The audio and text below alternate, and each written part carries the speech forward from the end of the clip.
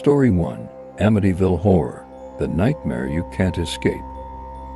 It was supposed to be a fresh start for Jack and Emily Wilson. The move to Amityville was a chance to escape the relentless noise of New York City and the pressures that had been mounting on their marriage.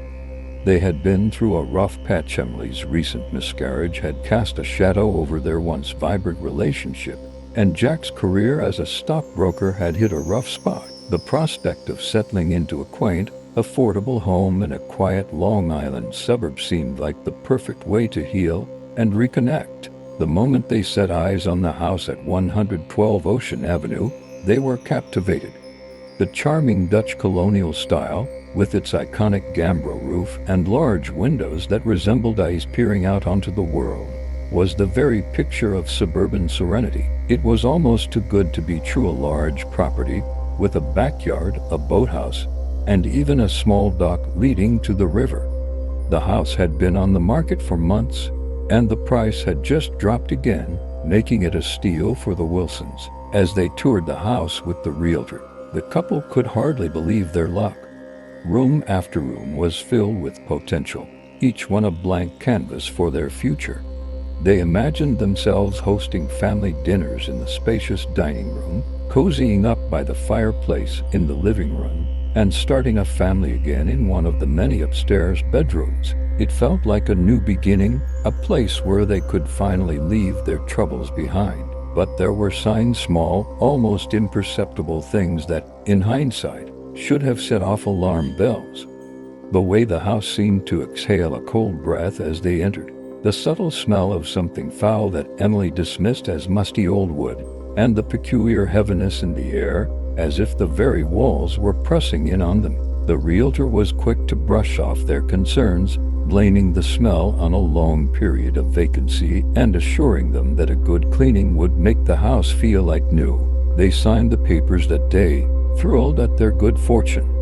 As they left, Jack couldn't shake the feeling that the house was watching them, its windows following their every move as they drove away. That night, as they lay in their cramped city apartment for the last time, Emily dreamt of the new house. But it wasn't the warm, inviting place they had seen in daylight. In her dream, the house loomed over her, dark and menacing, its windows no longer eyes but gaping mouths, ready to swallow her whole. She woke up in a cold sweat, her heart pounding in her chest. She brushed it off as nerves about the move, but the image of those gaping windows stayed with her, lingering in the back of her mind. When they returned to Amityville a week later, the house seemed different. The warm sunlight had given way to a gray, overcast sky, and the house stood cold and silent, its windows darkened like dead eyes.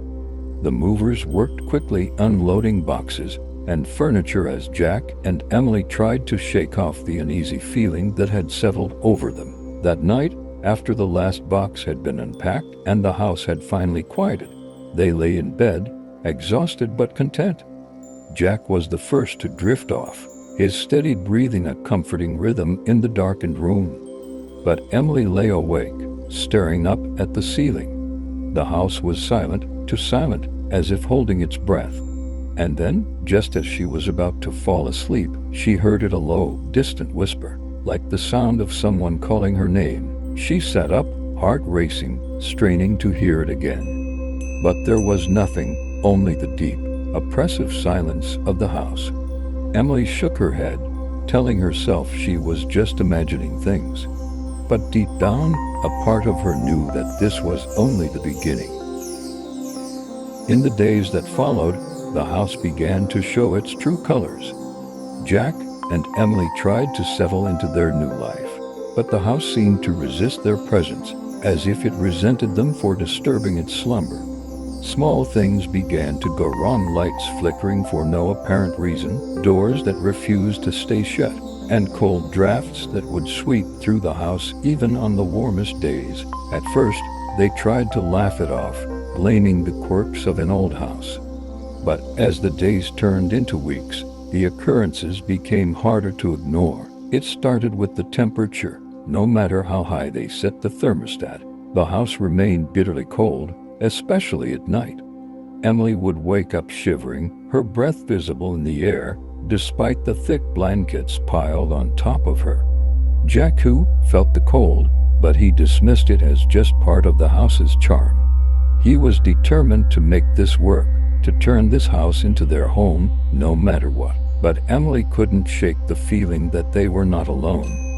At night, after Jack had fallen asleep, she would lie awake, listening to the sounds of the house, the creaking of the floorboards, the faint scratching inside the walls, and that soft, persistent whisper that seemed to come from everywhere and nowhere at once.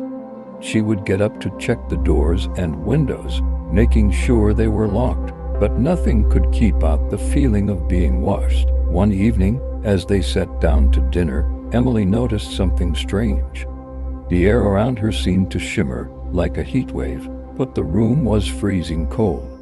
She blinked, thinking it was just her imagination, but the shimmering grew stronger, and she felt a sudden, overwhelming sense of dread. The fork slipped from her hand, clattering onto the plate, and she gasped as a cold hand seemed to brush against her cheek. Jack looked up, concerned. Are you okay?" She nodded, forcing a smile. "Yeah, I'm fine. Just tired, I guess." But she wasn't fine.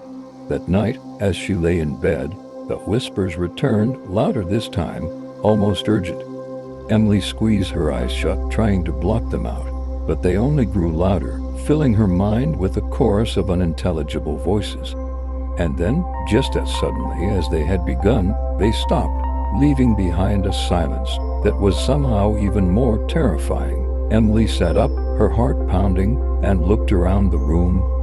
The shadows seemed to pulse and shift, and she could feel something watching her, something just out of sight. She reached out to wake Jack, but before she could touch him, the room was plunged into darkness.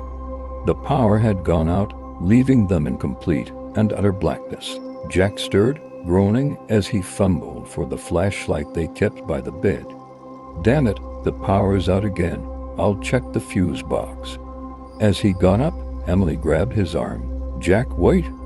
I think there's something in the house." He looked at her, his expression softening. It's just an old house. It's going to have creaks and groans. You're just tired, okay. Why don't you get some sleep, and I'll handle the fuse box." But Emily knew it wasn't just a house. Something was in there with them, something that didn't want them there. She nodded reluctantly and lay back down, pulling the covers up to her chin as Jack left the room. She lay there, eyes wide open in the dark, listening to the sound of Jack's footsteps receding down the hall. And then, from the far corner of the room, she heard a low, guttural growl, almost like an animal. Her breath caught in her throat, and she froze, too terrified to move. The growl grew louder, closer, until it was right beside her, so close she could feel the vibrations in the air. She wanted to scream, to run, but her body refused to obey. And then, just as suddenly as it had started, the growling stopped. The air grew still, and the temperature seemed to plummet. Emily's breath came out in shaky gasps as she slowly turned her head towards the source of the noise. The darkness was impenetrable, but she could feel something there, looming over her, watching her with unseen eyes. The bedroom door creaked open, and Jack's voice called out, "Emily." The power's back on. The lights flickered on, and the room was empty. The air was still cold, but the presence was gone. Emily sat up, trembling, as Jack walked back into the room, looking concerned. Are you okay? You look like you've seen a ghost." She nodded, trying to steady her breathing. "I am fine. Just a bad dream, I think." But it wasn't a dream. Deep down, she knew that something terrible was lurking in the house, something that wouldn't rest until it had them both. Days turned into weeks, and the strange occurrences only grew more frequent. Emily became obsessed with the history of the house, convinced that uncovering its past might help her understand the horrors they were experiencing. She spent hours at the local library, digging through old newspapers and town records, searching for any clues about the house's dark history. It was during one of these research sessions that she stumbled upon the story of the DeFeo family. In 1974, Ronald DeFeo Jr. had brutally murdered his entire family in the very house that she and Jack now called home. The gruesome details sent a chill down her spine. How DeFeo had claimed to hear voices that urged him to commit the murders, voices that seemed eerily similar to the ones Emily had been hearing at night. She showed the articles to Jack, but he dismissed them as irrelevant. That was years ago, and the house has been lived in by other families since then, and no one else has reported anything like this. It's probably just stress from the move. But Emily couldn't shake the feeling that the house was somehow alive, feeding on their fears and growing stronger with each passing day. The more she learned about its past, the more convinced she became that they were in grave danger. One evening, as they were unpacking the last of their boxes, Emily found an old photograph tucked away in the attic. It was a faded, yellowed picture of the DeFeo family, taken just days before the murders. The family stood in front of the house smiling, but there was something off about their expression, something in their eyes that sent a shiver down Emily's spine. She brought the photograph downstairs, showing it to Jack. "Look at this. It's the DeFeo family. They lived here right before the murders." Jack took the photo, frowning as he examined it. "It's just a picture, Em. There's nothing in it." But Emily wasn't convinced. She looked closer, squinting at the background of the photo. There, in one of the windows, was a shadowy figure, barely visible but unmistakably human. It was as if someone or something was watching the family, lurking just out of sight. "Do you see that?" she asked, pointing to the figure in the window. Jack shook his head, handing the photo back to her. "It's probably just a trick of the light. You're reading too much into this." But Emily couldn't stop thinking about the figure in the window. It reminded her too much of the shadows she had seen moving in their own house, the ones that seemed to watch her when Jack wasn't looking. That night, Emily couldn't sleep. The house felt too quiet, too still, as if waiting for something. She lay in bed, staring up at the ceiling, listening for any sign of movement. Hours passed, and just as she was about to drift off, she heard it again, the faint whispering, coming from somewhere deep within the house. She got up, heart pounding, and followed the sound down the hallway. The whispering grew louder as he approached the staircase, almost as if it was calling her name. She hesitated at the top of the stairs, peering into the darkness below. The air was thick with the scent of decay, and she could feel the cold seeping into her bones. Taking a deep breath, she descended the stairs, one by one, the old wood creaking under her weight. The whispering led her to the basement door, which stood slightly ajar as if inviting her in. Emily reached out, her hand trembling, and pushed the door open. The basement was pitch black, the air stale and musty. The whispering was louder now, echoing off the walls surrounding her. She fumbled for the light switch, but it didn't work. Her heart raced as she stepped into the darkness, the door creaking shut behind her. As her eyes adjusted to the dim light, she saw something in the corner of the room, a small, shadowy figure hunched over and shivering. It looked up at her with hollow eyes, and Emily gasped as she recognized the face. It was one of the DeFeo children, the youngest daughter, her face twisted in fear and pain. "Help me," the figure whispered, its voice barely audible. "Please, help me." Emily took a step back, her mind reeling. This couldn't be real. The DeFeo family was dead, buried decades ago. But the figure was still there, staring at her with those hollow, desperate eyes. Before she could react, the figure lunged at her, its hands cold and clammy as they grabbed her wrists. Emily screamed, struggling to break free, but the figure's grip was like iron. The basement walls seemed to close in around her, the darkness swallowing her whole. And then, just as suddenly as it had begun, it was over. The figure vanished, leaving Emily alone in the dark, gasping for breath. She stumbled back up the stairs, her heart pounding, and slammed the door shut behind her. Jack found her sitting on the floor of the hallway, trembling and pale. "Emily, what happened? Are you okay?" She shook her head, tears streaming down her face. "We have to leave, Jack. We have to get out of this house now," but it was too late. The house had already claimed them, and there was no escape from the nightmare that had begun. Story 2: LaLaurie Mansion, The Wails of Despair. Dr. Benjamin Cross had spent the better part of his academic career unraveling the hidden histories of America's darkest secrets. A historian specializing in 19th century American history, he was drawn to stories that others avoided, stories soaked in blood and shrouded in mystery.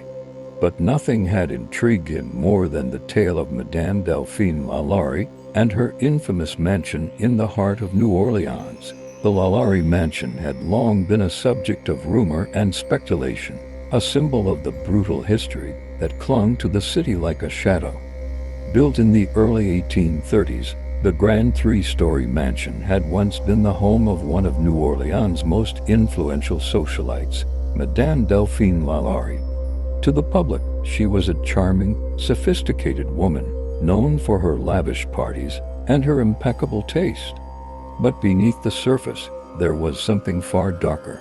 Benjamin had read the stories how the mansion had burned in a fire, how the charred remains of tortured slaves had been discovered hidden within its walls, and how Madame LaLaurie had fled the city, never to be seen again. But what fascinated him most was the mystery that remained. What drove such a woman to commit such unspeakable acts? What horrors had truly taken place within those walls? Despite the passage of nearly 2 centuries, the LaLaurie Mansion remained one of the most haunted locations in America, a place where the past seemed to bleed into the present. Tourists and locals alike spoke in hushed tones of the eerie cries that could be heard echoing from the house at night, and of the ghostly figures that had been seen peering from the windows. But to Benjamin, it was more than just a ghost story. It was a puzzle waiting to be solved. When the opportunity arose to visit New Orleans and conduct research on site, Benjamin didn't hesitate. He secured a short-term lease on a small apartment in the French Quarter, just a few blocks from the LaLaurie Mansion. His plan was simple: immerse himself in the history, talk to locals, and perhaps even arrange a private visit to the mansion itself. From the moment he arrived, Benjamin felt the weight of the city's history pressing down on him. The narrow cobblestone streets of the French Quarter were steeped in a past that was impossible to ignore. Every building, every corner seemed to whisper of secrets long buried. But it was the mansion that dominated his thoughts, pulling him in like a magnet. The mansion stood at the corner of Royal and Governor Nichols Streets, an imposing structure that seemed to tower over everything around it. Its facade, though well-maintained, couldn't hide the darkness that clung to it like a shroud. Benjamin stood in front of it, staring up at the windows, half expecting to see a pale face staring back at him. But the windows were dark, empty, like the eyes of a corpse. He knew that tours of the mansion were rare and that access to the interior was strictly controlled. But Benjamin was determined.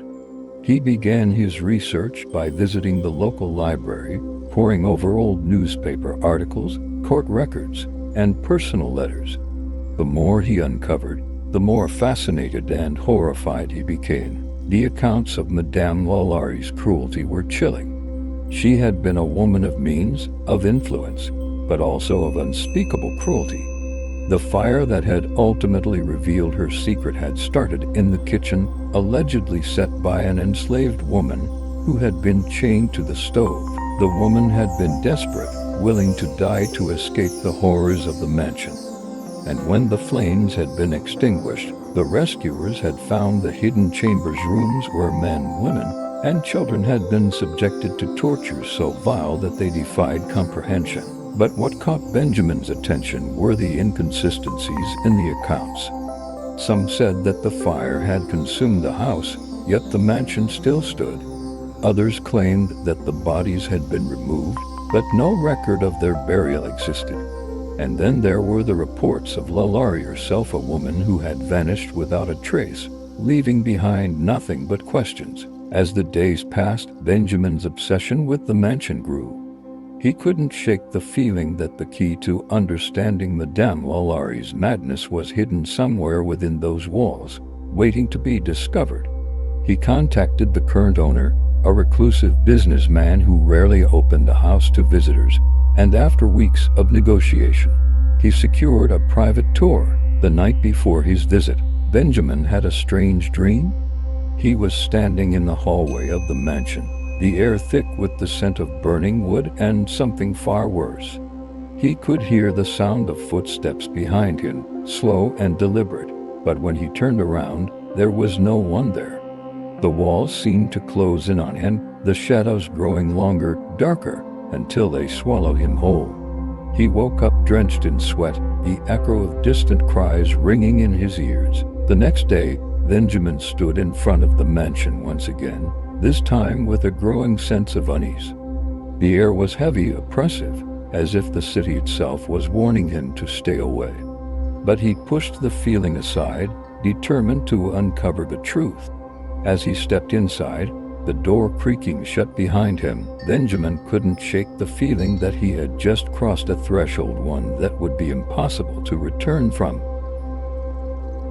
The interior of the LaLaurie Mansion was a stark contrast to its dark history.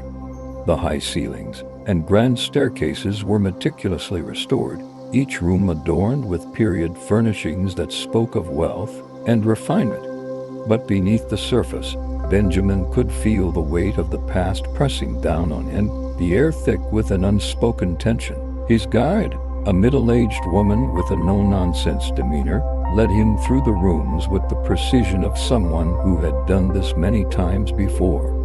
She spoke of the mansion's architecture, its place in New Orleans society, and the various owners who had come and gone since the time of Madame LaLaurie. But as they moved from room to room, Benjamin's attention drifted, his thoughts consumed by the stories he had read, the gruesome details of what had happened within these very walls. In the grand parlor, the guide paused, her voice dropping to a hushed tone as she recounted the events of that fateful night in 1834. "This is where it began," she said, gesturing to the ornate fireplace that dominated the room. "The fire started in the kitchen, but it was here, in the main part of the house, that the truth was revealed. The firefighters, when they arrived, found the doors to the attic locked. When they forced their way in, they discovered the horrors that Madame LaLaurie had hidden from the world." Benjamin's pulse quickened as the guide described the scene, how the fire had driven the terrified slaves from their hiding places, their bodies emaciated and scarred from years of torture. The rescuers had found them chained to the walls, their eyes filled with a fear that no words could describe. But it was what they found in the attic that had haunted the city for generations. According to the reports, the guide continued, the attic was where Madame LaLaurie conducted her most vile experiments. The walls were lined with instruments of torture, and the floor was stained with the blood of her victims. Some say that the screams of those she tortured can still be heard at night, echoing through the walls. Benjamin listened, captivated and horrified in equal measure. He had read these accounts before, but hearing them spoken aloud in the very place where they had occurred was something else entirely. The walls seemed to close in on him, the shadows in the corners growing darker, deeper. He could almost hear the faint echoes of those long-dead voices, their cries for help lost in the passage of time. The guide moved on, leading him up the grand staircase to the second floor. "This is where Madame LaLaurie's private chambers were," she said, opening the door to a large, elegantly furnished bedroom. The room was surprisingly bright, sunlight streaming in through the tall windows, casting long shadows across the polished wood floor. But Benjamin's attention was drawn to a small door in the corner, partially hidden behind a heavy velvet curtain. "What's in there?" he asked, his voice barely above a whisper. The guide hesitated, her expression guarded. "That leads to the attic," she said finally. "It's not part of the tour." But Benjamin was already moving towards the door, drawn by an irresistible urge to see for himself. The guide called after him, but he ignored her, his hand reaching for the brass doorknob. The moment his fingers touched the metal, a jolt of cold shot through his body so intense that he nearly pulled back. But he couldn't stop now. The door creaked open, revealing a narrow staircase that spiraled upwards into darkness. The air was colder here, thick with the scent of decay and something far worse. Benjamin hesitated at the bottom step, a knot of fear tightening in his stomach.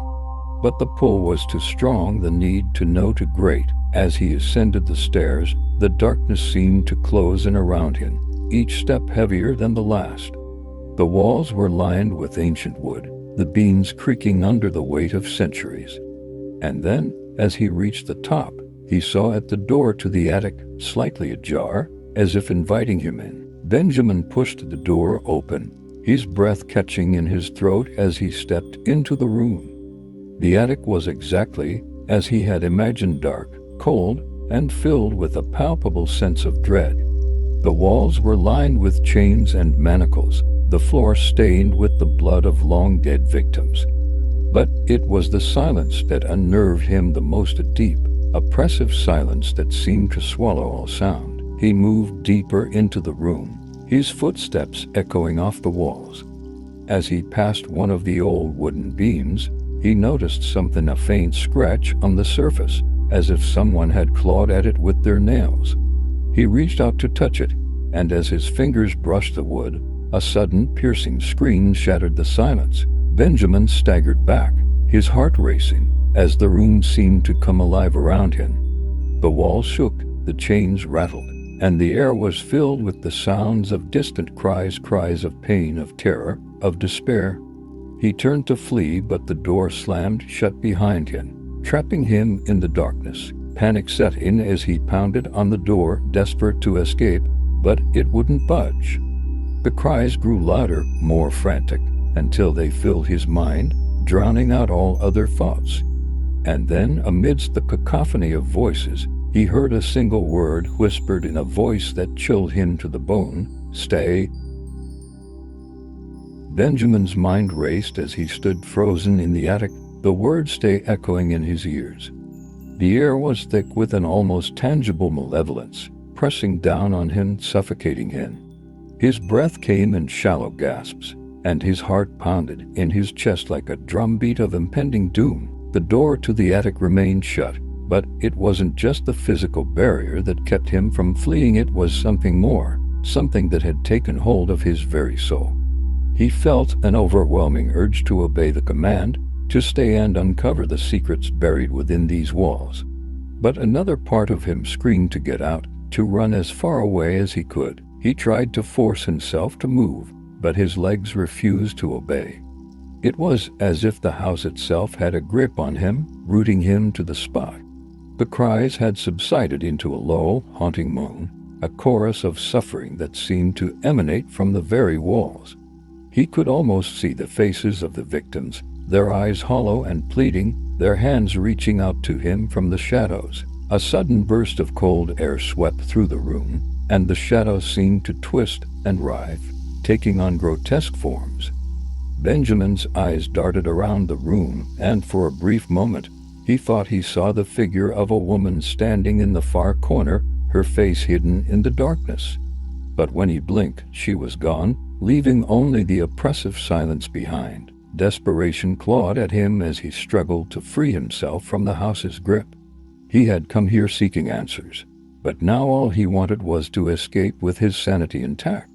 But deep down, he knew it was too late. The mansion had claimed him, just as it had claimed so many beforehand. The sound of footsteps on the stairs broke the silence, and Benjamin's heart leapt in his chest. He turned towards the door, hoping against hope that someone had come to rescue him. But as the footsteps drew closer, a sense of dread washed over him. The steps were slow, deliberate, as if the person or thing was in no hurry to reach him. The door creaked open, and a figure stepped into the room. It was the guide, her expression blank, her eyes empty. She moved with an unnatural grace, her body almost floating across the floor. Benjamin tried to speak, to call out to her, but his voice caught in his throat. The guide stopped in front of him, her gaze fixed on something just beyond his shoulder. "You shouldn't have come here," she whispered, her voice barely audible. "This place is not meant for the living." Benjamin wanted to scream, to beg for help, but the words wouldn't come. The guide's eyes slowly met his, and for the first time, he saw a flicker of emotion, fear. "It's too late now," she said, her voice trembling. "The house has you." And then, before he could react, she turned and walked away, leaving him alone in the darkness once more. The door slammed shut behind her, and the room was plunged into silence. But Benjamin knew better. The house had let him go, but not out of mercy. It was toying with him, letting him think he had a chance to escape. But deep down, he knew he would never truly be free. The mansion had marked him, and its darkness would follow him wherever he went. Stumbling down the stairs, Benjamin fled the mansion, his mind racing, his heart pounding. He didn't stop running until he was back in his apartment, the door locked behind him. But even there, in the safety of his own home, he couldn't escape the feeling that something had followed him. That night, as he lay in bed, he heard it again, the faint, distant sound of footsteps, echoing down the hallway. And then, as he drifted into a fitful sleep, he heard the word again, whispered in a voice that would haunt his dreams forever. "Stay." Story 3. Winchester Mystery House. The Endless Maze. The Winchester Mystery House stood like a sentinel in the heart of San Jose, California's sprawling, labyrinthine mansion that defied all architectural logic. With over 160 rooms, miles of twisting hallways, and staircases that led to nowhere, it was a place born of obsession and fear. For over a century, the house had been shrouded in mystery, its corridors echoing with the whispers of the past and the footsteps of the lost. To Lucas, Sarah, and Jake, three friends with a passion for urban exploration, the Winchester House was the ultimate challenge. They had spent years delving into abandoned buildings, forgotten tunnels, and crumbling ruins, driven by a thirst for adventure and a love of the unknown. But the Winchester House was different. It was a place steeped in history, its very existence a testament to one woman's battle against the spirits that haunted her. Sarah Winchester, the widow of the rifle magnate William Mort Winchester, had spent 38 years constructing the mansion, convinced that she was cursed by the spirits of those killed by the Winchester rifle. She believed that as long as she kept building, the spirits would be appeased and she would be safe. But Sarah Winchester had died in 1922, and the construction had stopped, leaving behind a house that was as much a monument to madness as it was to grief. The trio had read about the house, watched documentaries, and pored over floor plans. They knew it was open to the public for tour, but that wasn't enough for them. They wanted to experience the house in its raw, unfiltered state, to explore the hidden passages and secret rooms that weren't on the tourist maps. So, one crisp autumn evening, they decided to sneak in after hours, armed with flashlights, cameras, and a burning curiosity. They arrived at the mansion just as the sun was setting, casting long shadows across the sprawling estate. The house loomed before them, its countless windows staring blankly out at the world like dark and blinking eyes. Lucas, the unofficial leader of the group, led the way, his heart pounding with a mix of excitement and fear. He had always been the brave one, the first to venture into the unknown, but even he couldn't shake the feeling that they were about to cross a line that shouldn't be crossed. Sarah, the group's historian, was the one who had pushed for this expedition. She had been fascinated by the story of Sarah Winchester for years, drawn to the tragic tale of a woman consumed by guilt and terror. As they approached the house, she couldn't help but feel a deep connection to the place, as if the walls themselves were calling out to her, begging to have their story told. Jake, the tech-savvy member of the group, was responsible for documenting their adventure. He had rigged up a series of cameras and audio recorders, determined to capture every moment of their journey.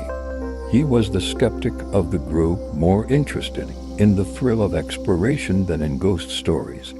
But even he had to admit that there was something unsettling about the Winchester house, something that made the hairs on the back of his neck stand on end. They found an unlocked window on the ground floor and slipped inside, their flashlights cutting through the darkness. The air was thick with dust and the scent of aged wood, and the floorboards creaked ominously under their feet. The house was silent, as if it had been waiting for them, holding its breath in anticipation. "Let's stick together," Lucas whispered, his voice barely audible in the oppressive silence. The others nodded, their expressions tense but determined. They began to explore, moving slowly through the winding corridors and expansive rooms. The house was a maze, a bewildering tangle of dead ends, secret passages, and staircases that led nowhere. Doors opened onto brick walls, and windows overlooked other parts of the house instead of the outside.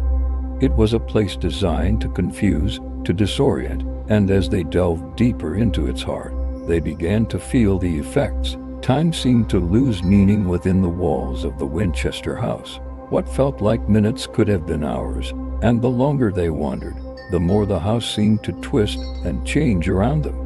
Hallways they had just walked down seemed to shift, leading them to places they hadn't seen before.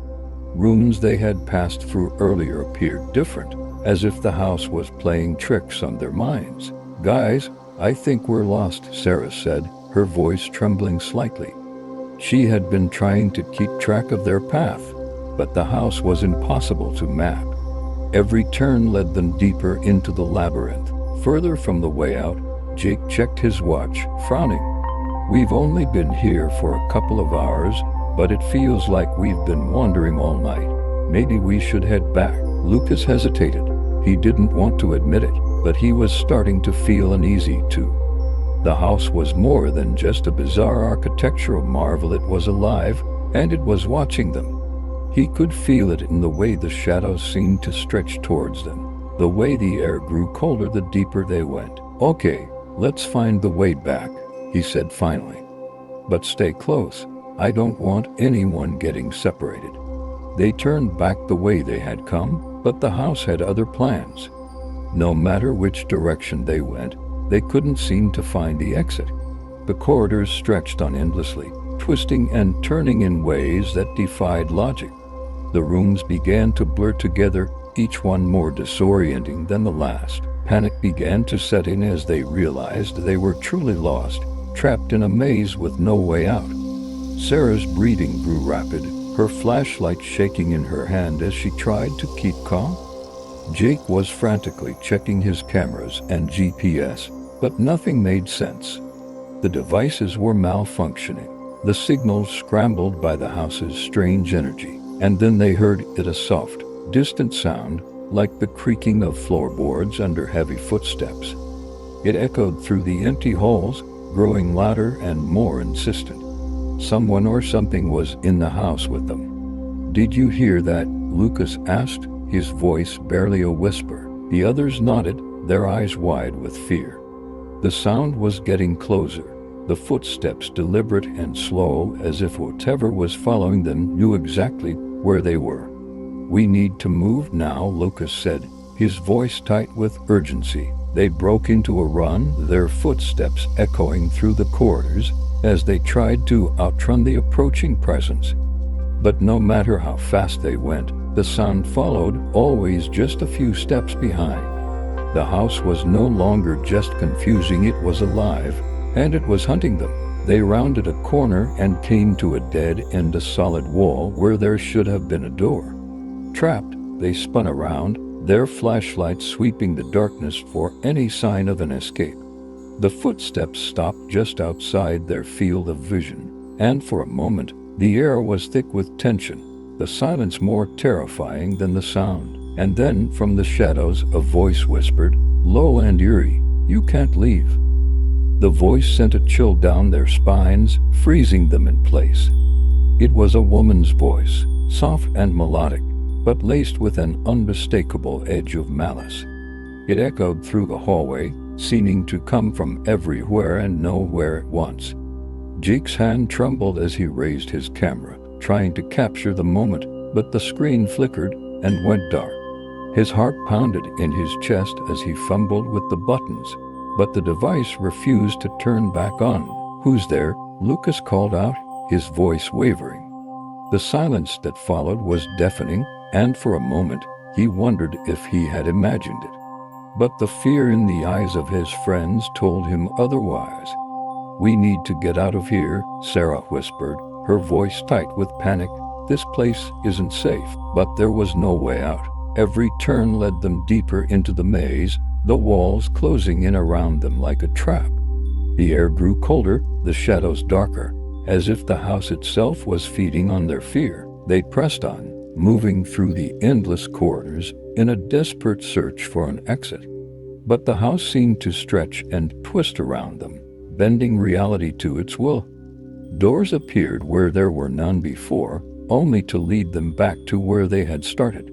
Stairs led them in circles, always returning them to the same spot. It was as if the house was alive, its very structure shifting and changing to keep them trapped within its walls.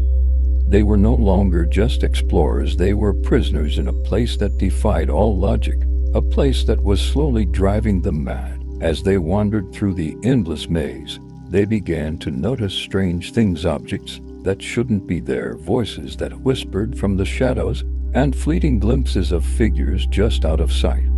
They would pass through a room only to return moments later and find it changed, as if the house was playing with them, testing their sanity. In one room, they found a child's doll sitting on a chair, its glassy eyes staring blankly ahead. In another, a mirror reflected not their own faces, but the face of an old woman, her expression twisted with grief and anger. The more they saw, the more they realized that they weren't alone in the house. It was filled with the echoes of those who had come before them, lost souls trapped in the labyrinth forever. They tried to stick together, but the house had other plans. Doors slammed shut behind them, separating them from one another. The walls seemed to move, shifting to cut them off from their friends. Sarah found herself alone in a dark hallway, the air thick with the scent of dust and decay. Her flashlight flickered, casting long shadows on the walls, and she could hear the faint sound of footsteps echoing behind her. "Lucas, Jake," she called out, her voice trembling. But there was no answer. She was alone, the silence pressing in on her like a weight. She turned and ran, her footsteps echoing through the empty halls as she tried to find her way back to her friends. But the more she ran, the more disoriented she became. The house was a maze, and she was lost in its endless corridors. She turned a corner and came face to face with a door, a simple wooden door that looked out of place in the ornate mansion. Her hand trembled as she reached for the doorknob, her mind screaming at her to turn back. But something compelled her to open it, to see what lay beyond. The door creaked open, revealing a narrow staircase leading down into darkness. The air was thick and cold, and the faint sound of whispering voices echoed from below. Sarah hesitated, her heart pounding in her chest. Every instinct told her to turn back, to run, but she couldn't. Something was pulling her forward, drawing her into the darkness. She descended the stairs, the shadows swallowing her whole. The whispering grew louder, more insistent. As she reached the bottom, she found herself in a small, dimly lit room. The walls lined with shelves filled with strange old objects. There were jars filled with strange liquids, dusty books with illegible titles, and old photographs that seemed to stare back at her. In the center of the room was a small table, and on it lay a single object, a key. It was old and tarnished, its surface covered in intricate carvings. Sarah reached out to touch it, and as her fingers brushed the metal, a shock of cold shot through her body.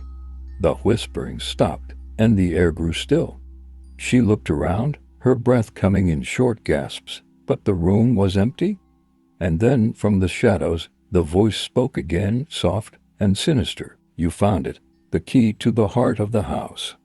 "Sarah's?" hand closed around the key, her mind racing. What was this key? What did it open? She had so many questions, but the voice offered no answers. You must go deeper, the voice whispered. To the heart of the maze. There, you will find the truth. The truth. It was what they had come here for, what they had risked everything to uncover. But now, standing in the darkness with the key in her hand, Sarah wasn't sure she wanted to know. But there was no turning back. She had to find Lucas and Jake, and together they would uncover the secrets of the Winchester house, no matter the cost.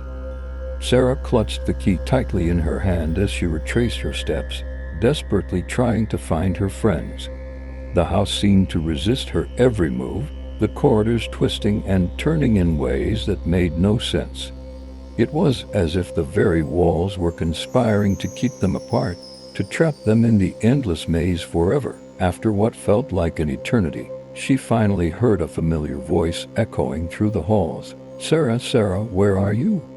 It was Lucas. Relief flooded through her as she followed the sound, her footsteps quickening as she rounded a corner and saw him standing at the end of the hallway, his face pale and drawn.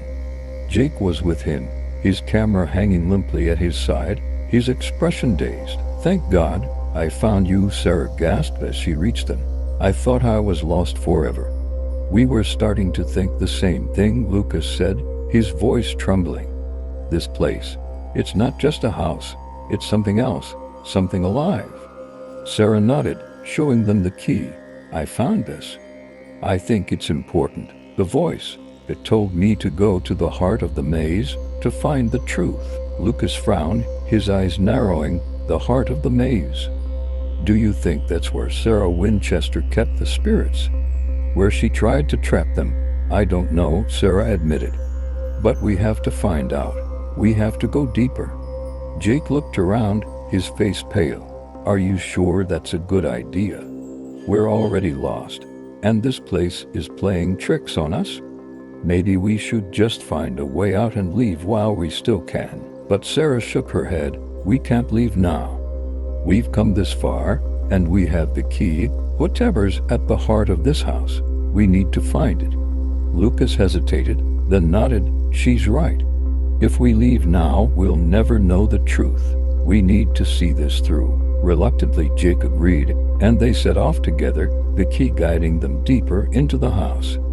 The corridors grew darker, the air colder, as if they were descending into the very bowels of the mansion. The whispering voices followed them, growing louder and more insistent, but they pressed on, determined to reach the heart of the maze. The further they went, the more the house seemed to shift around them. Doors appeared and disappeared, walls moved, and the floor tilted at strange angles. It was as if the house was alive, a living, breathing entity that was determined to keep its secrets hidden. At last, they reached a door that was different from the others. It was old and heavy, made of dark wood, and engraved with intricate carvings that seemed to pulse with a strange energy. Sarah held up the key, her hand trembling, and slid it into the lock. The door creaked open, revealing a long, narrow hallway that led to a room at the very center of the house. The air was thick with the scent of dust and decay, and the walls seemed to close in around them as they walked. At the end of the hallway was a small, circular room. It was empty except for a single chair in the center facing a large, ornate mirror that covered one entire wall. The mirror was cracked, the glass cloudy with age, but there was something in the reflection that drew them closer. As they approached, they saw that the mirror didn't just reflect the room, it reflected something else, something impossible. In the reflection, the room was filled with people, men, women, and children dressed in clothes from different eras, their faces pale and expressionless. They stood in silence, their eyes fixed on the trio, their bodies swaying gently as if caught in a breeze. But there was no breeze. The air was still, thick with tension, and the room was empty except for the three of them. Yet in the mirror, the crowd grew larger, pressing in closer, their faces twisted with fear and anger. What is this? Jake whispered, his voice shaking. What's happening? Before anyone could answer, The figures in the mirror began to move, their expressions changing from blank stares to ones of terror and rage. They pressed against the glass, their hands reaching out as if trying to break through. And then, from the depths of the mirror, a figure emerged, a woman dressed in black, her face hidden behind a veil.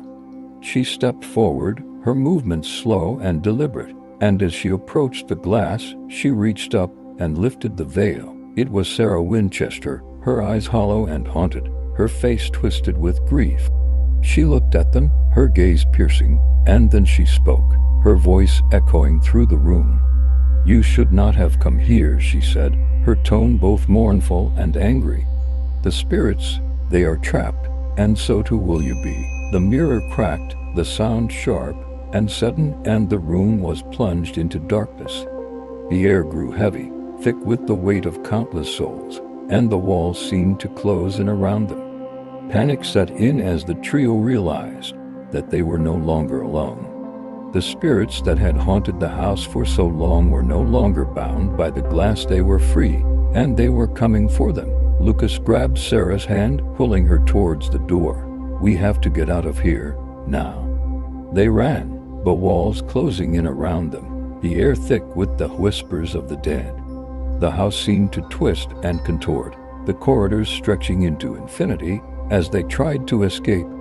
But no matter how fast they ran, they couldn't shake the feeling that they were being watched, that the house was alive and hunting them. They burst through the front door and into the cold night air, their breaths coming in ragged gasps. But even as they stood outside, the house looming behind them, they knew that they were not truly free. The spirits had followed them, their whispers echoing in their ears, their presence a constant reminder of the darkness they had uncovered. The Winchester house had claimed them, and no matter how far they ran, they could never escape the maze. Story 4. The Myrtles Plantation, Whispers of the Dead.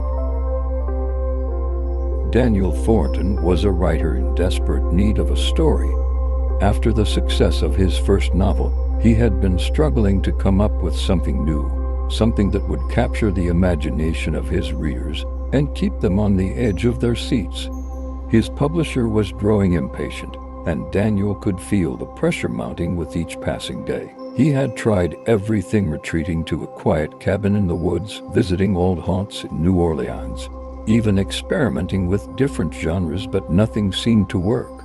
The words refused to come, and the blank page remained his constant companion. It was during one of his late-night internet searches for inspiration that Daniel stumbled upon the story of the Myrtles Plantation. Located in the small town of St. Francisville, Louisiana, the plantation was known as one of the most haunted places in America. Built in 1796 by General David Bradford, the plantation had a long and bloody history, filled with tales of murder, betrayal, and restless spirits. The most famous of these tales was the story of Chloe, an enslaved woman who had been the mistress of the plantation's owner, Judge Clark Woodruff. According to legend, Chloe had been caught eavesdropping on one of the judge's private conversations, and as punishment, he had cut off her ear. Seeking revenge, Chloe had baked a poison cake, intending to kill the judge and his family. But her plan went horribly wrong, and instead of the judge, his wife and 2 daughters had eaten the cake and died. Chloe was caught and hanged by the other slaves, her body thrown into the Mississippi River. It was said that her spirit still roamed the plantation, her face hidden beneath a green turban, searching for the judge's forgiveness. The story sent a chill down Daniel's spine, but it also intrigued him. Here was a place with history, with tragedy, with a dark and sinister past, everything he needed for his next novel. Without a second thought, he booked a flight to Louisiana and reserved a room at the Myrtles Plantation. He would spend a week there, soaking in the atmosphere, talking to the locals, and hopefully finding the inspiration he so desperately needed. The drive from New Orleans to St. Francisville took him through the heart of the Louisiana Bayou, a landscape of twisted cypress trees draped in Spanish moss, their roots sinking deep into the murky waters. The air was thick with humidity, the sky heavy with the promise of rain, and as Daniel approached the plantation, he could feel a sense of unease settle over him. The Myrtles plantation was an imposing sight, a large, two-story antebellum mansion surrounded by lush gardens and towering oak trees. The house was painted a faded white, its large veranda supported by tall columns, and its windows were dark and shuttered, as if keeping the outside world at bay. It was beautiful in its own way, but there was something about it that made Daniel's skin crawl, as if the very walls were whispering secrets to one another.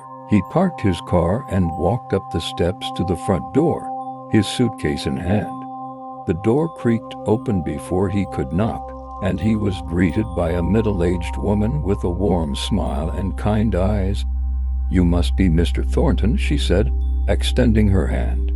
"Welcome to the Myrtles. I'm Claire, the manager here." Daniel shook her hand, forcing a smile. "Thank you. It's even more impressive in person." Claire laughed softly. "It certainly has a way of making an impression. I hope you don't mind a little company. The house has a reputation for being a bit lively." Daniel chuckled, though the thought made him uneasy. "I've heard the stories. That's actually why I'm here." Claire's smile faded slightly, and she gave him a knowing look. "Be careful what you wish for, Mr. Thornton. This place has a way of getting under your skin." She led him through the house, pointing out the various rooms and sharing bits of history as they went. The interior of the Myrtles was just as grand as its exterior, with high ceilings, antique furniture, and walls adorned with portraits of long-dead inhabitants. But there was something else, something beneath the surface, that made Daniel's nerves tingle. They passed through the dining room, where a large crystal chandelier hung above a long, polished table. The room was dimly lit, the curtains drawn, and as they walked by, Daniel thought he saw movement out of the corner of his eye, a shadow flitting across the wall.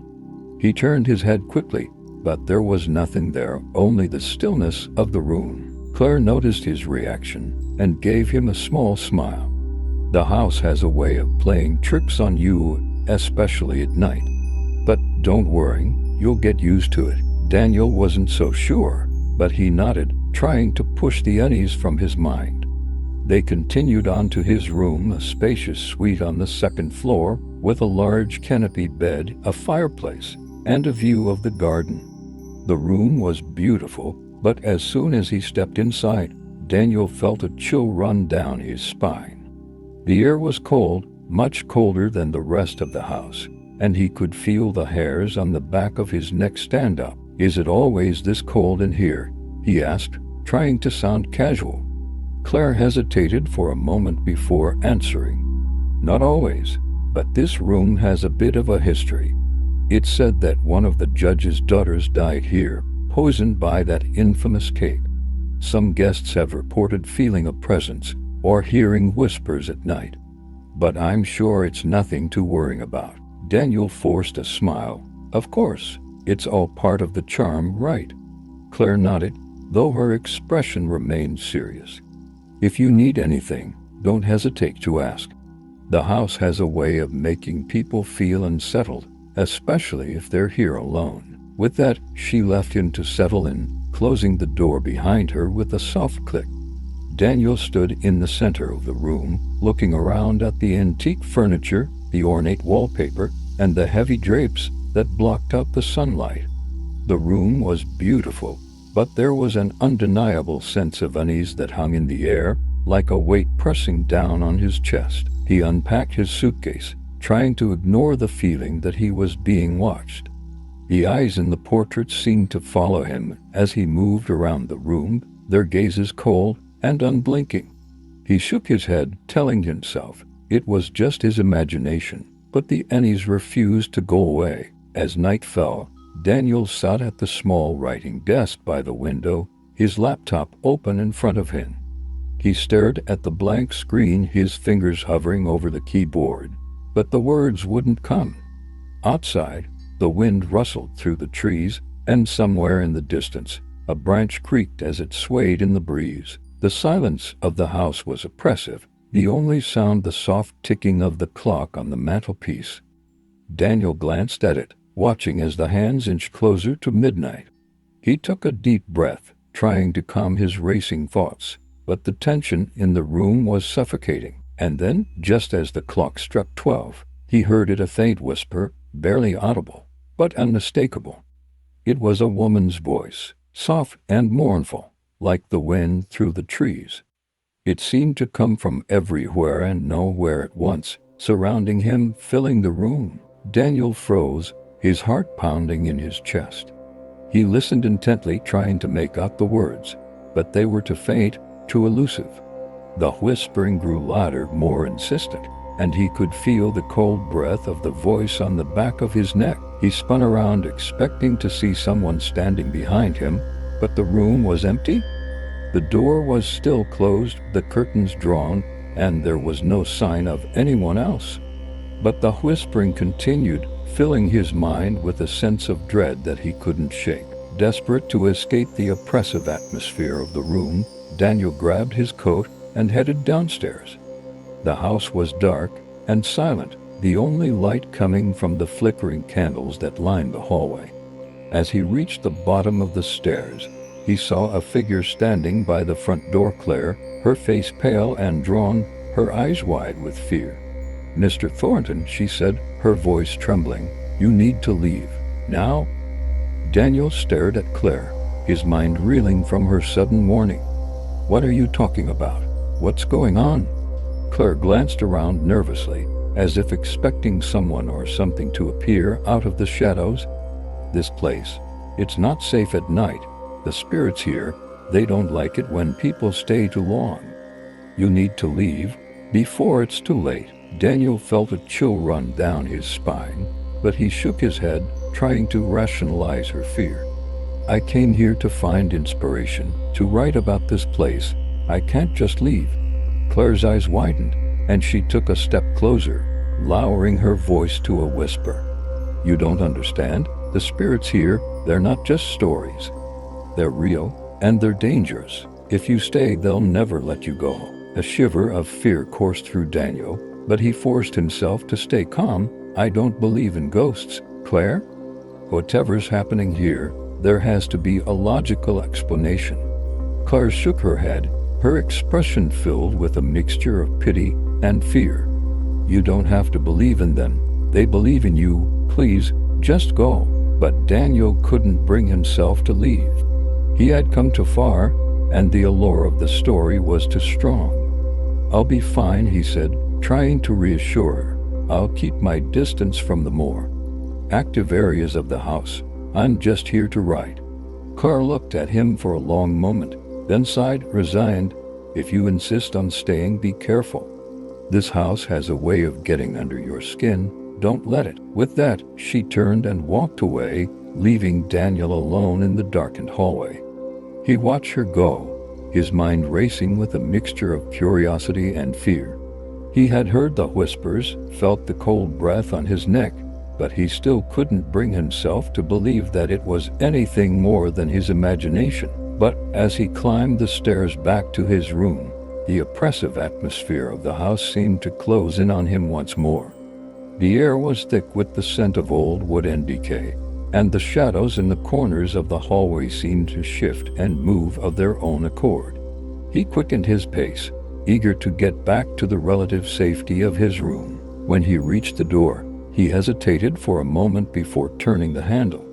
The room was just as he had left it, the curtains drawn, the bed neatly made, but the sense of unease was stronger than ever. He could feel the eyes in the portraits watching him, their gazes piercing and unrelenting. He sat back down at the writing desk, determined to get something down on paper, but his mind was a whirlwind of thoughts and fears. The whispering had stopped, but the silence that had replaced it was almost worse. It was as if the house was holding its breath, waiting for something to happen. Hours passed, and the clock on the mantelpiece continued its steady ticking, each second stretching into eternity. Daniel's eyelids grew heavy, and despite the fear gnawing at the edges of his mind, he found himself drifting off to sleep. But his rest was anything but peaceful. His dreams were filled with images of the plantation, of dark corridors, shadowy figures, and the sound of muffled screams. He saw the face of a woman, her features obscured by a green turban, her eyes filled with sorrow and rage. She reached out to him, her hands cold and clammy, but when he tried to pull away, he found himself rooted to the spot. "Help me," she whispered, her voice echoing through the darkness. "You must help me." Daniel woke with a start, his heart racing, his body drenched in sweat. The room was still dark, the only light coming from the dying embers in the fireplace, but something was different. The air was colder, the shadows deeper, and there was a sense of malevolence that hadn't been there before. He sat up, rubbing his eyes, trying to shake off the lingering effects of the nightmare.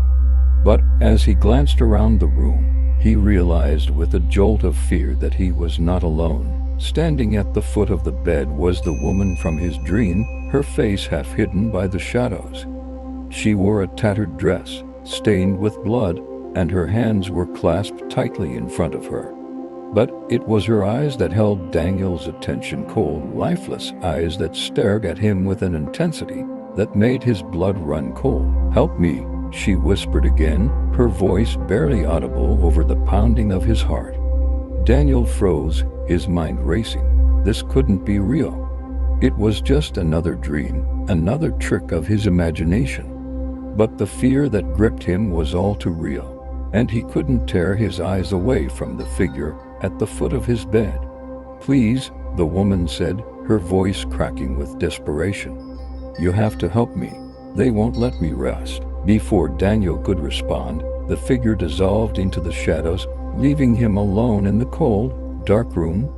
He sat there for what felt like an eternity, his heart racing, his mind struggling to make sense of what had just happened. But there was no rational explanation. He had seen her, heard her, felt her presence in the room. And as much as he wanted to dismiss it as a figment of his imagination, he couldn't shake the feeling that something very real and very dangerous was happening at the Myrtles plantation. The rest of the night passed in a blur of fear and unease. Every creak of the floorboards, every whisper of the wind through the trees sent Daniel's heart racing, and he found himself jumping at every shadow, every flicker of movement in the corner of his eye. When dawn finally broke, he was exhausted, both physically and mentally. He had spent the night pacing the room, too afraid to sleep, too afraid to leave. But as the first light of morning filtered through the curtains, the oppressive atmosphere of the house seemed to lift, and he allowed himself a moment of relief. But the respite was short-lived. As he made his way downstairs for breakfast, he found Claire waiting for him in the dining room, her expression grim. "Did you see her?" she asked, her voice barely above a whisper. Daniel hesitated, then nodded. "Yes, last night. She asked for my help." Claire's face paled, and she glanced around nervously. "You need to be careful, Mr. Thornton. This house, it's not just haunted, it's cursed. The spirits here, they're trapped, and they'll do anything to escape." Daniel felt a chill run down his spine. "What do you mean?" Claire sighed, her shoulders slumping as if weighed down by the burden of the truth. "This place, it's a magnet for the lost, the restless. The spirits that died here, they can't move on. They're stuck, reliving their deaths over and over again. And sometimes, they reach out to the living, hoping to find someone who can help them break free." Daniel's mind raced, trying to make sense of what she was saying. "But why me? Why now?" Claire shook her head. "I don't know. But if you're seeing them, if they're reaching up to you, it means they've taken an interest in you. And that's not something to take lightly." Daniel swallowed hard, the weight of her words sinking in. He had come here for a story, but now it seemed he was becoming a part of it whether he wanted to or not. The rest of the day passed in a blur of research and fear. Daniel pored over old documents, journals, and letters, desperate to find any clues that might help him understand what was happening. He learned more about the history of the Myrtles plantation, of the countless tragedies that had taken place there, of the lives that had been cut short by violence, disease, and despair. But it was the story of Chloe that haunted him the most. Every account he read seemed to contradict the others. Some said she had been hanged by the other slaves, others that she had been killed by the judge himself. There were even rumors that Chloe had survived, fleeing into the bayou where she lived out the rest of her days in hiding. But one thing was consistent in all the stories. Chloe's spirit was said to haunt the plantation, her face hidden by the green turban she wore to cover the scar where her ear had been cut off. She was a restless soul, condemned to wander the grounds for eternity, seeking forgiveness that would never come. Daniel couldn't shake the image of the woman he had seen the night before, the way she had pleaded for his help, her eyes filled with despair. He felt a strange connection to her, a sense of responsibility that he couldn't explain. But what could he do? He was just a writer, a man who had come to this place looking for inspiration, not a ghost hunter. As the sun began to set, Daniel found himself back in his room, the shadows lengthening on the walls. He stared at his laptop, the cursor blinking on the blank screen, but the words still wouldn't come. The events of the night before weighed heavily on his mind, and the fear that had gripped him refused to let go. He was about to close the laptop and call it a night when he heard it again, the faint, mournful whisper, drifting through the room like a breeze. It was the same voice, the same plea for help, and it sent a shiver down his spine. "Help me," the voice whispered, so soft that it was barely audible. Daniel froze, his heart pounding in his chest. He looked around the room, but there was no sign of the woman. The air was thick with tension, the shadows deeper than they had been before, and he could feel the weight of the house pressing down on him. "What do you want?" he asked, his voice trembling. "How can I help you?" The whispering stopped, and for a moment, there was nothing but silence. But then, slowly, the door to his room creaked open, as if pushed by an unseen hand. Daniel stared at it, his heart racing, but he knew he had no choice. He had to follow. He grabbed his flashlight and stepped out into the hallway. The air was colder here, the shadows darker, and the old floorboards creaked under his feet. He could feel the presence of the house all around him, watching, waiting. The whispering started again, guiding him down the hallway and towards the staircase. He descended slowly, his hand gripping the banister as if it were a lifeline. The house was eerily quiet, the only sound the soft thud of his footsteps on the carpeted stairs. The whispering led him to the parlor, where the large crystal chandelier hung above the polished table. The room was dimly lit, the curtains drawn, and as he entered, Daniel felt a wave of unease wash over him. The air was thick with the scent of burning candles, and something far more sinister. The shadows seemed to pulse and shift, and Daniel's breath caught in his throat as he saw a figure standing in the corner of the room. It was the woman from his dreams, her face half hidden by the green turban. She stood motionless, her hands clasped in front of her, her eyes fixed on him with an intensity that made his blood run cold. "Please," she whispered, her voice barely audible. "You must help me. They won't let me rest." Daniel took a step closer, his heart pounding in his chest. "Who are you?" he asked, his voice shaking. "What do you want me to do?" The woman didn't answer. Instead, she lifted her hand and pointed to the far wall of the room, where a large portrait of Judge Woodruff hung. Daniel followed her gaze, his eyes narrowing as he studied the painting. The judge was a stern-looking man, his expression cold and unyielding. But there was something about the portrait that seemed off, something in the way the judge's eyes seemed to follow him, watching his every move. As Daniel approached the portrait, the whispering grew louder, more insistent, and he felt a strange compulsion to reach out and touch the frame. His fingers brushed the edge of the painting, and as he did, the portrait shifted, revealing a hidden door in the wall. Daniel's heart skipped a beat as he stared at the door. It was old and weathered, the wood splintered and cracked, and there was something about it that filled him with dread. But he knew he had to open it. He had to find out what was hidden behind it. With trembling hands, Daniel turned the handle and pushed the door open. The air that rushed out was cold and stale, filled with the scent of mold and decay. The room beyond was dark, the only light coming from the faint glow of his flashlight. He stepped inside, the floor creaking under his weight, and as he did, he felt a presence behind him, a cold, malevolent force that made his skin crawl. He turned, his flashlight sweeping the room, but there was nothing there.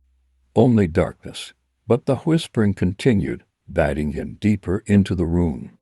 He followed it, his heart pounding in his chest, until he reached the far end, where a large wooden chest sat against the wall. The chest was old, its surface covered in dust and cobwebs, and there was something about it that filled Daniel with a sense of dread. But he knew he had to open it. He had to see what was inside. He knelt down, his hands trembling as he lifted the heavy lid.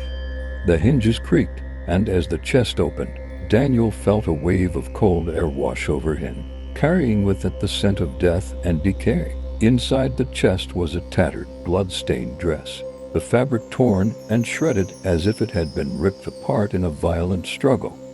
Beneath it lay a small, delicate shoe, the kind a child might wear, and a lock of dark hair tied with a ribbon. Daniel's breath caught in his throat as he realized what he was looking at. These were the belongings of the judge's wife and daughters, the ones who had been poisoned by Chloe. But why were they hidden here, in this secret room? The whispering grew louder, more frantic, and Daniel felt a wave of nausea wash over him as he understood. This was where the judge had brought his family after they had died, hiding their bodies to keep the truth from coming out. And Chloe, she had been buried alive, entombed in this room with the bodies of the ones she had killed, her spirit condemned to wander the plantation for eternity. The realization hit Daniel like a physical blow, and he stumbled back, his mind reeling. The woman, the spirit, had been trying to show him the truth, to reveal the judge's crimes, so that she could finally be free. But as he turned to leave, the door slammed shut, trapping him in the darkness. The whispering grew louder, more insistent, filling his mind with a cacophony of voices. The walls seemed to close in around him, the air growing colder, thicker, until he could hardly breathe. And then, from the shadows, the woman appeared once more, her face twisted with rage and sorrow. "You have to help me," she pleaded, her voice echoing through the room. "Please, help me find peace." Daniel's mind raced, his heart pounding in his chest. He didn't know what to do, how to help her, but he knew he couldn't leave her like this. He had to do something. He reached out, his hand trembling, and touched the edge of the chest. "I'll help you," he whispered, his voice barely audible over the roar of the whispers. "I promise." The woman's expression softened, and for a moment, the whispering stopped. The air grew still, the shadows receding, and Daniel felt a sense of calm wash over him. But the calm was short-lived. The whispering returned, louder than ever, and the woman's expression twisted with anger. "It's too late," she hissed, her voice filled with venom. "They're coming for you." Before Daniel could react, the room plunged into darkness, and the whispering rose to a deafening crescendo. The air grew thick with the scent of blood and decay, and the walls seemed to close in around him, trapping him in a suffocating embrace. And then, just as suddenly as it had begun, the whispering stopped. The room was silent, the air still, and Daniel found himself alone in the darkness, the woman's words echoing in his mind.